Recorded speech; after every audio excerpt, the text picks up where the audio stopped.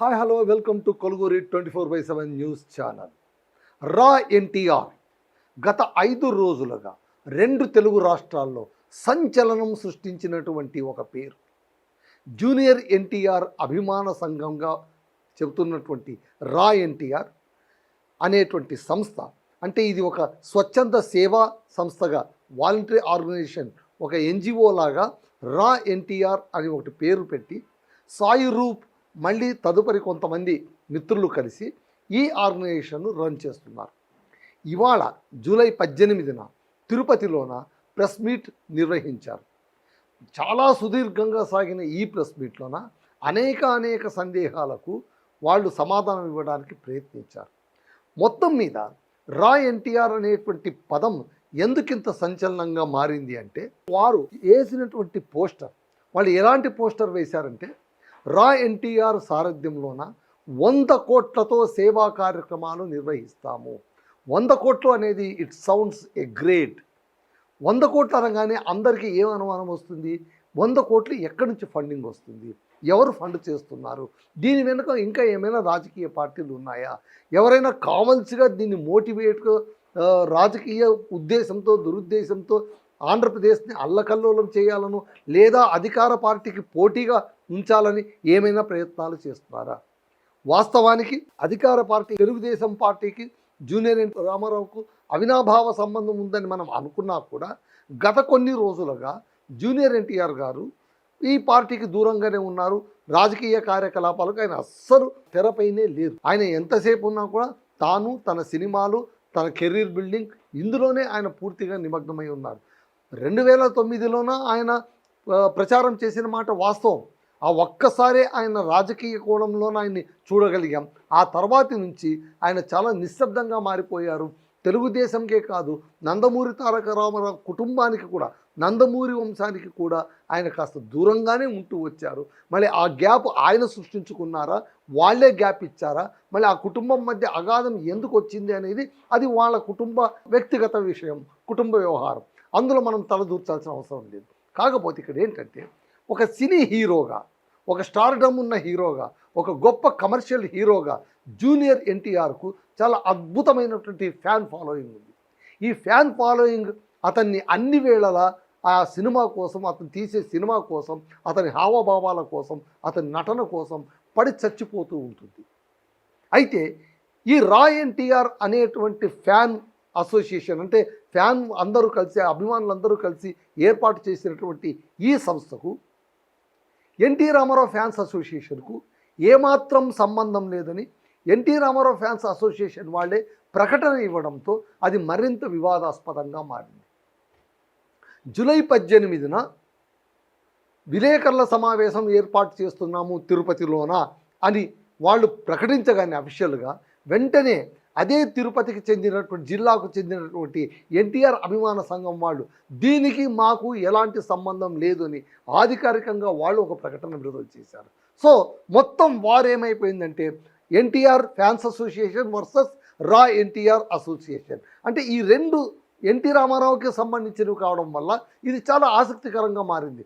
ఒక fan association ఇంకో hero fan అసోసియేషన్తో తరచుగా ఘర్షించుకున్నాయనో, లేదా పోటీ పడ్డాయనో, లేదా మాటలు ఒకరిపైన ఒకరు మాటలు విసురుకున్నారని అనుకుంటే అది ఒక లెక్క.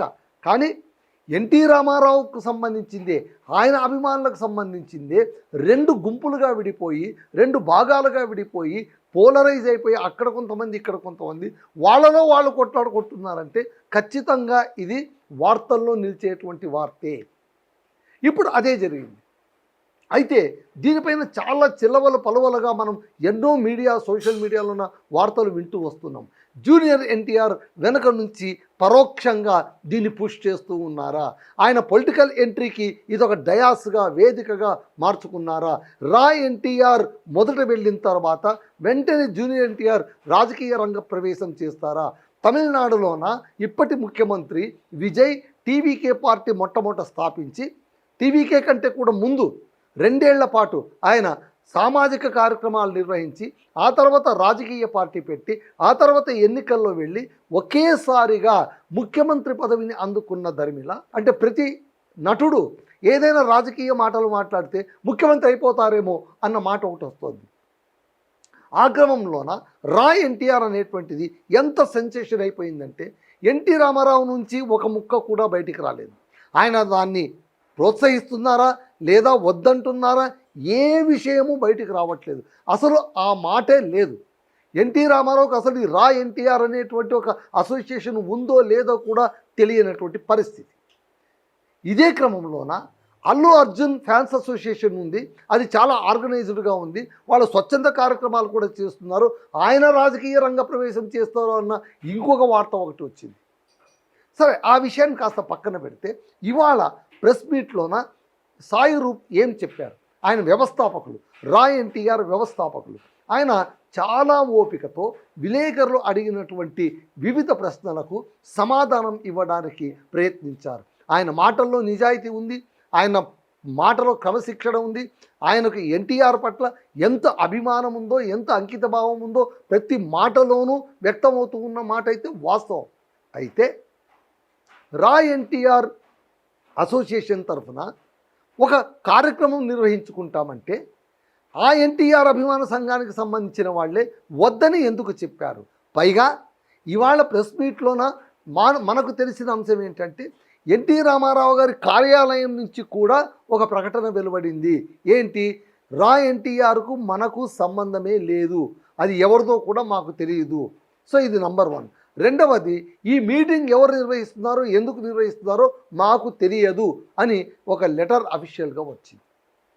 ఇన్ని వచ్చినా కూడా ఏమాత్రం వెనకడుగు వేయకుండా సాయి రూప్ ఖచ్చితంగా 6 100 రా ఎన్టీఆర్ సామాజిక సేవా సంస్థ ప్రెస్ మీట్ ఉండి తీరుతుంది, మేము మా కార్యాచరణను ప్రకటించబోతున్నాము, 100 కోట్ల రూపాయల వ్యయంతో సామాజిక సేవా కార్యక్రమాలు నిర్వహించబోతున్నామని ఘనంగా ప్రకటించడంతో ఇది చాలా చాలా చాలా సంచలనంగా మారింది. మళ్ళీ ప్రెస్ మీట్లో ఆయన ఏం చెప్పారు? విలేకరులు ఒకటే ఒక క్వశ్చన్ అడిగారు, మీకు ఎన్టీఆర్ నుంచి ఎలాంటి ఆదేశాలు వచ్చాయి? ఆయన మిమ్మల్ని ఈ మీటింగ్ నిర్వహించుకోమని చెప్పారా లేదా అభ్యంతరం చెప్పారా? రెండవది, 100 కోట్లు అంటున్నారు. ఈ 100 కోట్లు మీకు ఎక్కడి నుంచి వస్తాయి? ఎవరు ఫండింగ్ చేస్తున్నారు? ఏ రాజకీయ పార్టీ పరోక్షంగా మీకు ఫండింగ్ చేస్తోంది? అంటే తెలుగుదేశానికి సరైన పోటీగా ఈ పార్టీని నిలబెడుతున్నారా? ఈ అసోసియేషన్ నిలబడుతున్నారా? దీని వెనక ఇంకో రాజకీయ పార్టీ పరోక్షంగా ఫండింగ్ చేసి మిమ్మల్ని ఒక రాజకీయ అస్త్రంలా వాడుకోవడానికి ప్రయత్నిస్తోందా అన్న విలేకరుల ప్రశ్నలకు సాయి రూప్ చెప్పింది ఏంటంటే 100 కోట్లు ఎలా వస్తాయి అని ఆయన చెప్పిన సమాధానం చూస్తే మనకందరికి కూడా దిమ్మ తిరిగిపోతుంది. ఇంత హైపోతికేటెడ్గా ఆయన ఎలా ఆలోచించారో ఎవరికీ అర్థం కాదు. ఆయన ఏమంటున్నారు?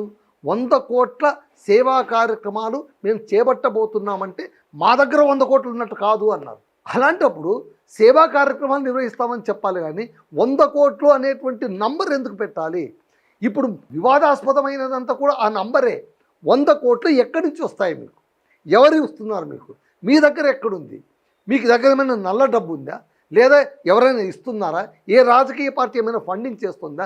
ఏ బ్యాకప్ లేకుండా 100 కోట్లు మీకు ఎక్కడి నుంచి వస్తాయి? ₹1 కాదు, ₹2 కాదు, 100 కోట్లు అన్నారు అంటే దానికి ఆయన సుదీర్ఘమైనటువంటి సమాధానం. కరోనా సమయం నుంచి కూడా రా ఎన్టీఆర్ అనేటువంటి అసోసియేషన్ ప్రారంభమైందని నేను చెప్పారు. గత 6 ఏళ్ల నుంచి కూడా ఈ సేవా కార్యక్రమాలు మేము నిర్వహిస్తున్నాము. కరోనా సమయంలో కూడా చాలా సామాజిక సేవా కార్యక్రమాలు మేము నిర్వహించాము, కరోనా బాధితులకు మేము అండగా నిలిచాము అని ఆయన చెప్తున్నారు. కానీ ఎప్పుడు కూడా రా ఎన్టీఆర్ అనేటువంటి ఒక ఎన్జిఓ గురించి మేమెవ్వరం వినలేదు. మీడియాలో ఆ వార్త రాలేదు. ఫర్ ది ఫస్ట్ టైం చాలామందికి కనిపిస్తున్నది, చాలామంది చెవులకు వినిపిస్తున్నది రా ఎన్టీఆర్ అనేటువంటి పదం మొట్టమొదటిసారిగా ఇదే. కానీ వ్యవస్థాపకులు సాయి రూప్ చెప్తున్నది ఏంటంటే చాలా కాలం నుంచి మేము దీన్ని నిర్వహిస్తూ వస్తున్నాము, ఇదేం కొత్తది కాదు. అలాంటప్పుడు మీరు 6 ఏళ్ళుగానో 5 ఏళ్ళుగానో మీరు నిర్వహిస్తున్నప్పుడు మళ్ళీ జూనియర్ ఎన్టీఆర్ మిమ్మల్ని ఎప్పుడైనా పిలిచారా? వాళ్ళతో వెళ్ళి మీరు మాట్లాడారా? మీ అభిమాన హీరోతో వెళ్ళి అయ్యా మీ పేరు పైన మాకున్న అభిమానాన్ని చాటడానికి మీ పేరు పైన మేము సేవా కార్యక్రమాలు నిర్వహిస్తున్నాము, ఇవి కార్యక్రమాలు అని ఏమైనా చెప్పారా?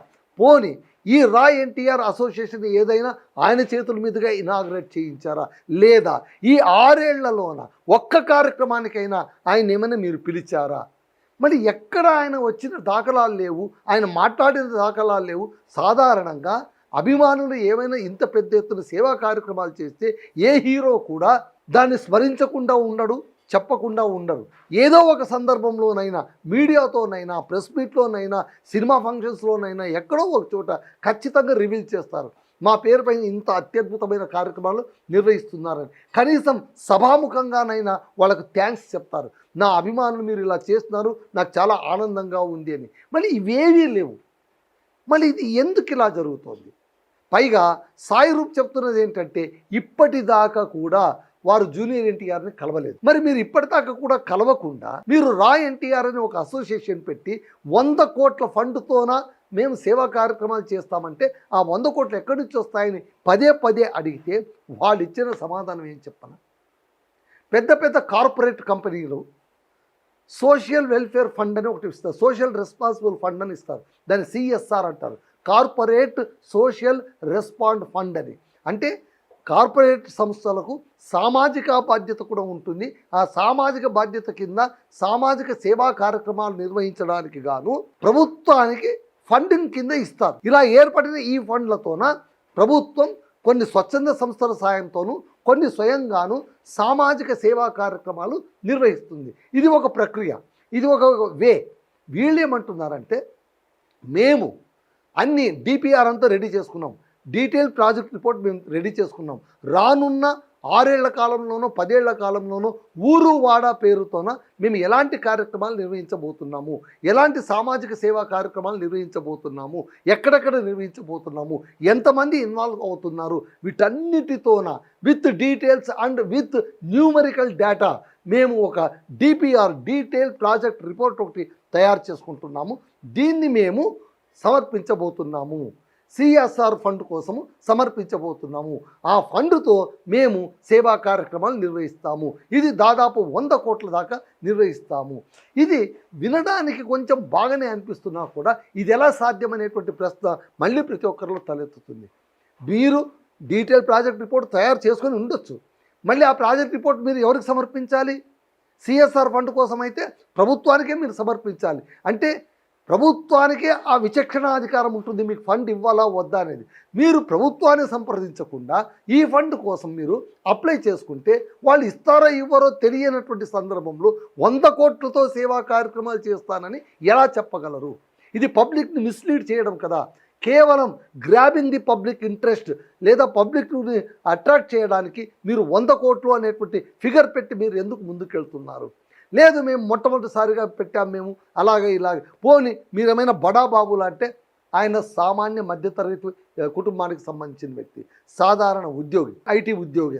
అతను తన ఉద్యోగం ఏదో తాను చేసుకుంటున్నాడు.